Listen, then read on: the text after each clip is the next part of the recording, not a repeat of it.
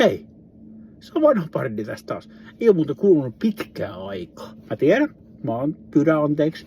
Mut hei, mä olin täällä kattoos Suomi Melodethin pioneereja. Eli Insomnioni ja Omnium Cateriumi. Eikö se oli hieno lausunta? En tiedä millä lausutaan oikeesti. Koska mä oon tämmönen vanha. Mut anyway.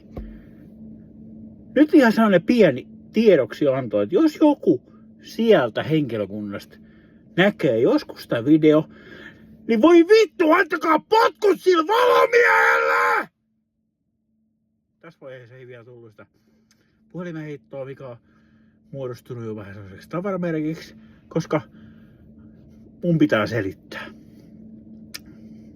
Mä en oo koskaan elämässäni ollut keikalla, missä valot olis pilannut se koko keikka.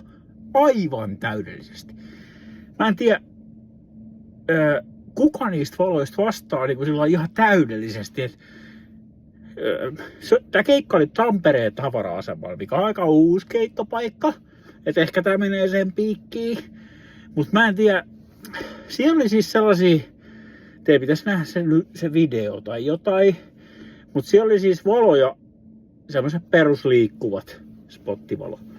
Niin sillä niinku niinku paris, sillä niinku ei pelkästään siellä lavalla, vaan siitä niinku puolesvälissä miksauspöytää ja sitten vielä siellä niinku miksauspöydän tasollakin.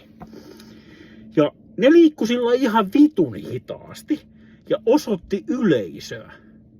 Eli siellä oli semmosia niinku joku 5 biisiä, että joka 10 sekunnin välein, niin mä en nähnyt mitään 3 sekuntia, kun se vitun valo tuli mua suoraan silmiin! Niin, että jos saat vastuus niistä valoista, niin ole hyvä, irtisanoudu välittömästi. Ei mulla muuta. Et ei se vittu bändi tarvi nähdä sitä yleisöä, mä ymmärrän blinderit ja kaikki, mut vittu ei se tarvi koko ajan nähdä sitä vittu yleisöä!